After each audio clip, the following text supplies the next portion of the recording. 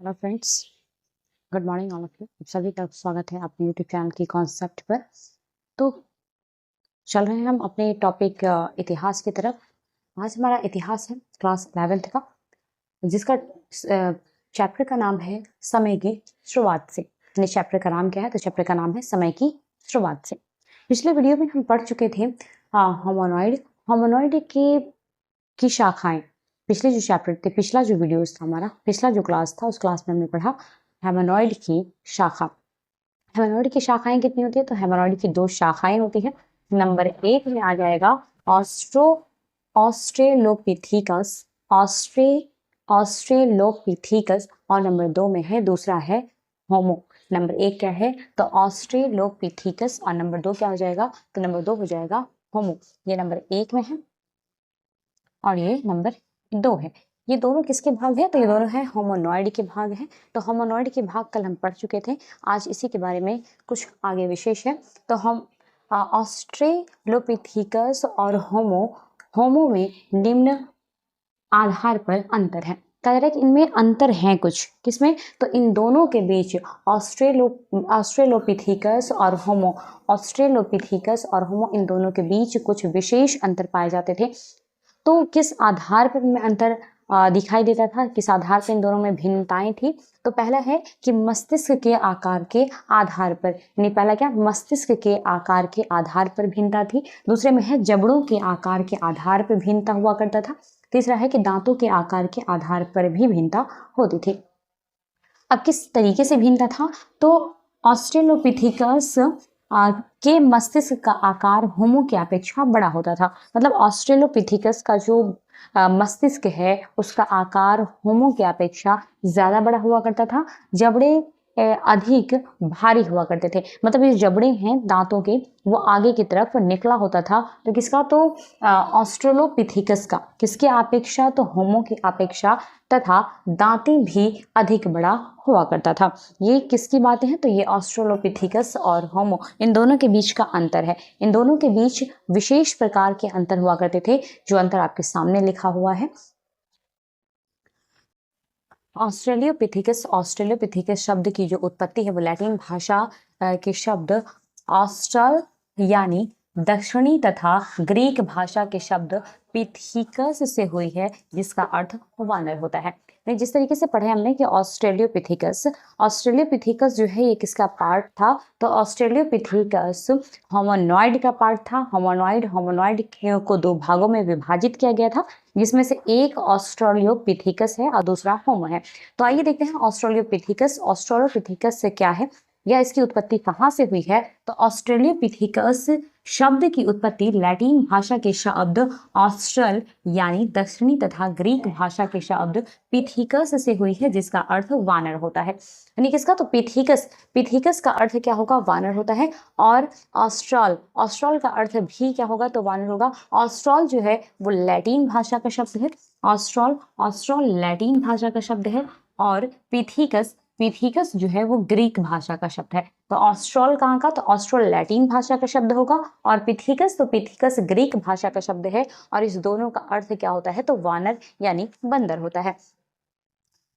हड्डियों की क्षमता के आधार पर प्रारंभिक मानव के अवशेषों को विभिन्न प्रजातियों में विभाजित किया गया है। कारण कि जब उनकी हड्डियां मिली, हड्डियों के कुछ अवशेष मिले, तो उन अवशेषों के आधार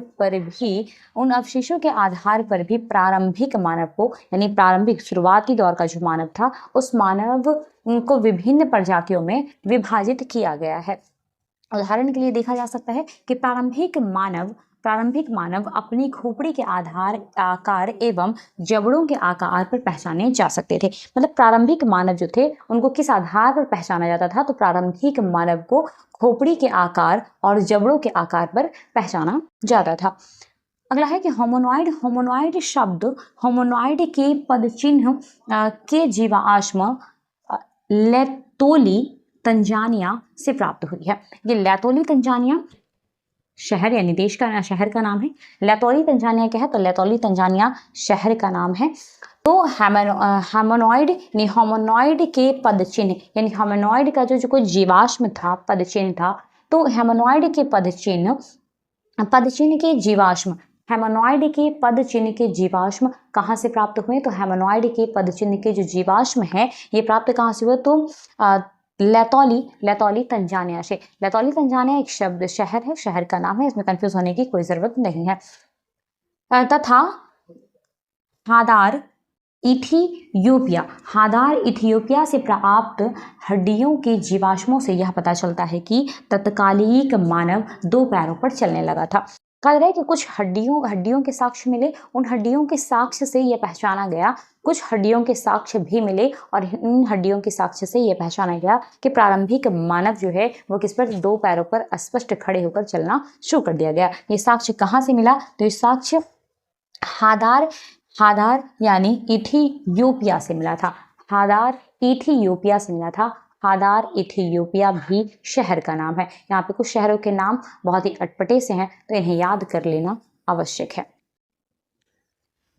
अगला टॉपिक से हमारा कि लगभग 25 लाख वर्ष पूर्व ध्रुवीय हिमच्छादन से जब पृथ्वी का एक बड़ा भूभाग बर्फ से ढक गया, जिसके कारण जलवायु व पर्यावरण में बड़ा परिवर्तन हुआ।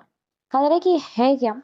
तो लगभग आज से 25 लाख वर्ष पूर्व, आज की बात नहीं हो रही है, ये 25 लाख वर्ष पूर्व की बातें हो रही है। 25 लाख वर्ष पूर्व ध्रुवीय हिमच्छादन से जब पृथ्वी का एक बड़ा भूभाग बर्फ से ढक गया था, मतलब पृथ्वी का एक पूरा भूभाग किसी तो बर्फ से ढक गया था, जिसके कारण जलवायु व पर्यावरण में बड़ा परिवर्तन हुआ था। और जब बर्फ से ढक गया उसके बाद जलवायु में और उसके पर्यावरण में, यानी पृथ्वी के पर्यावरण में बहुत अलग अलग तरह के बदलाव आना शुरू हो गए, जिसके कारण तापमान एवं वर्षा में कमी आई। और तापमान में और वर्षा में दोनों में ही कमी आने लगी, जिससे घास भूमि के क्षेत्र का विस्तार होने लगा। और जब तापमान कम हुआ, वर्षा कम हुई, तो घास गलना और सूखना कम हो गया, जिससे घास और भूमि के क्षेत्र में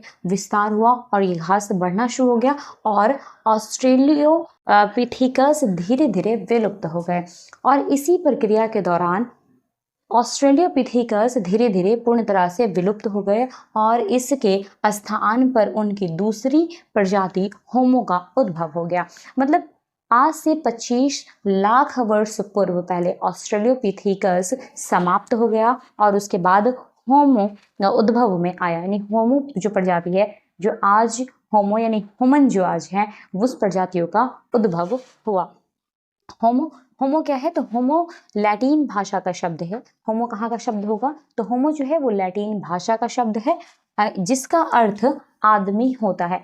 होमो यानी आज की जो मनुष्य है, आज के मनुष्य जिसको हम ह्यूमन भी कहते हैं, तो आज के मनुष्य का ही जो उद्भव है वो लगभग आज से 25 लाख वर्ष पूर्व पहले हुआ था। अब इस होमो का अर्थ क्या होगा? तो होमो का अर्थ आदमी होता है। ये होमो कहाँ की भाषा है? तो होमो जो है वो लैटिन भाषा का शब्द है। होमो कौन सा शब्द होगा? तो वो लैटिन भाषा का शब्द है।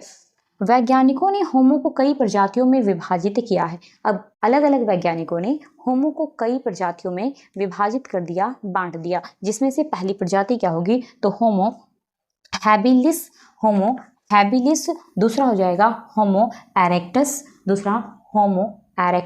और तीसरा है होमो निअंडरथैलेंसिस, और चौथा है होमो सैपियंस। होमो सैपियंस यानी जो आज की मानव जाति है उसको होमो सैपियंस कहा जाता है। आज की मानव जाति को होमो सैपियंस कहा जाता है। आज के लिए केवल इतना ही। इसके बाद जो है कुछ क्वेश्चन आंसर्स भी देख लेते हैं। अब जो बाकी जो टॉपिक्स बच गई है वो 1 या 2 वीडियो में ये चैप्टर कंप्लीट हो जाएगा। मैं चाहूँ तो 1 या 2 वीडियो में ही सारे चैप्टर्स कंप्लीट करवा दूँ, लेकिन मेरा मानना है कि सारे क्वेश्चन के टॉपिक्स के साथ साथ थियोरिटिकल के साथ साथ इसके क्वेश्चन आंसर भी कंप्लीट होने चाहिए, जिसके कारण आज फिर कल की तरह 1, 2 या 3 जितने संभव हो सकते हैं क्वेश्चन आंसर उसे कंप्लीट कराने जा रही हूँ। जैसा कि पिछले क्लास में हमने 2 क्वेश्चंस देखे थे, मैं आप लोगों को पहले ही बता चुकी हूँ कि कुछ टॉपिक्स पढ़ने के बाद क्वेश्चन आंसर भी साथ साथ में कंप्लीट करते चले जाएंगे। तो जैसा कि पिछले क्लास में 2 क्वेश्चंस कंप्लीट करवा दिया गया था। इस क्लास में आज तीसरा क्वेश्चन है। तीसरा क्वेश्चन क्या है, तो प्रारंभ में मानव ने अपना भोजन किस प्रकार प्राप्त किया। ये चीज़ थ्योरी में पढ़ाई जा चुकी है कि प्रारंभ में मानव अपना भोजन किस प्रकार प्राप्त करते थे। ये पढ़ाई थ्योरी में हो चुका है, फिर भी इसको क्वेश्चंस में मैं कंप्लीट करवा रही हूँ। प्रारंभ में मानव ने अपना भोजन किस प्रकार प्राप्त किया, तो प्रारंभ में मानव अपना भोजन जानवरों का शिकार करके तथा वृक्ष के कंदमूल से प्राप्त करते थे। मतलब प्रारंभिक समय में जो मानव हुआ करते थे वो अपना भोजन कैसे प्राप्त करते थे, तो अपना भोजन वो केवल जानवरों का शिकार करके और वृक्षों के यानी पेड़ पौधों के कंद और मूल से प्राप्त किया करते थे। दूसरा क्वेश्चन यानी चौथा क्वेश्चन हमारा है, वे कौन से कारक हैं जो प्रारंभिक मानव इतिहास को समझने में हमारी सहायता करते हैं। ये चीज भी आप लोग पढ़ चुके हैं थ्योरी में, लेकिन फिर भी क्वेश्चंस में देख लेते हैं। तो कौन से क्वेश्चन हमारा चौथा कि कौन से कारक हैं जो प्रारंभिक मानव इतिहास को समझने में हमारी सहायता करते हैं। इसका उत्तर हो जाएगा कि निम्नलिखित कारक प्रारंभिक मानव इतिहास को समझने में हमारी सहायता करते हैं। कौन कौन से कारक होंगे, तो पहला कारक जीवाश्म है, दूसरा है पत्थर के औजार और तीसरा है गुफाओं की चित्रकारी। ये सारे क्वेश्चंस आप लोग कंप्लीट करने की कोशिश करें। पांचवा क्वेश्चन हमारा हो जाएगा, पांचवा क्वेश्चन है मानव विज्ञान के अध्ययन के विषय क्या है। यानी पांचवा क्वेश्चन हमारा है कि मानव विज्ञान के अध्ययन के विषय क्या है। तो उसका आंसर हो जाएगा कि मानव विज्ञान एक ऐसा विज्ञान है जिसमें मानव संस्कृति और मानव जीव विज्ञान के पक्षों का अध्ययन किया जाता है। क्वेश्चन कह रहा है पांचवा क्वेश्चन गौर से देखेंगे कि पांचवा क्वेश्चन क्या है। तो पांचवा क्वेश्चन है मानव विज्ञान यानी मानव विज्ञान से ही स्पष्ट होता है जीव विज्ञान। तो मानव विज्ञान के अध्ययन के विषय क्या है, तो उत्तर इसका हो जाएगा मानव विज्ञान एक ऐसा विज्ञान है जिसमें मानव संस्कृति और मानव जीव विज्ञान के पक्षों का अध्ययन किया जाता है। आगे चलते हैं सवाल नंबर 6 यानी क्वेश्चन नंबर 6 में नृवंश शास्त्र के अध्ययन का विषय क्या है। छठा क्वेश्चन हमारा हो जाएगा नृवंश शास्त्र के अध्ययन का विषय क्या है। नृवंश शास्त्र के अध्ययन का विषय, तो यहाँ है कि नृवंश शास्त्र के अध्ययन का विषय समकालीन नृजातीय समूहों का विश्लेषणात्मक अध्ययन होता है। कह रहे हैं कि नृवंश शास्त्र के अध्ययन का विषय क्या है, तो नृवंश शास्त्र के अध्ययन का विषय है कि समकालीन नृजातीय समूह का विश्लेषणात्मक अध्ययन होता है। इसमें उसके रहन सहन खान पान आजीविका के साधन प्रौद्योगिकी इत्यादि की जांच की जाती है। तो अब तक हमारा 6 क्वेश्चन फर्स्ट चैप्टर का यानी पहला चैप्टर इतिहास के पहले चैप्टर का 6 क्वेश्चन कंप्लीट हो चुका है। कुछ थ्योरियां भी कंप्लीट हो चुकी है और अगली जो थ्योरी बची हुई है वो थ्योरी अगले नेक्स्ट क्लास में जो भी क्वेश्चंस बचे हैं वो और जितने भी थ्योरीज बचे हुए हैं वो 1 से 2 क्लास में कंप्लीट कर दी जाएगी। आप इन्हें चाहें तो लिख सकते हैं या इनका स्क्रीनशॉट भी ले सकते हैं। धन्यवाद।